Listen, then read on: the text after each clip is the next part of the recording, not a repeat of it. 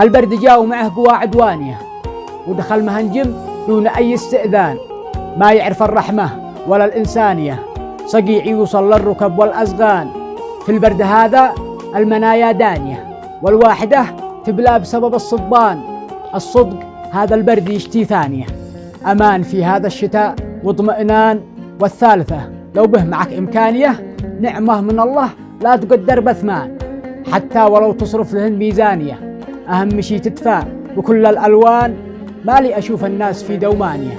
شردت جميع أفكارهم والأذهان، واحد يقول إبيها وصنعانية، واحد يقول من حق ذمارة وعمران، وليش صاحوا شلة العزبانية وضبحوا من أبيات الشباب العزبان.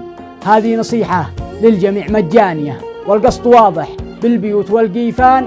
قصدي تزيدوا يا رجال بطانية، في البرد هذا مش تزيدوا نسوان. سلامتكم.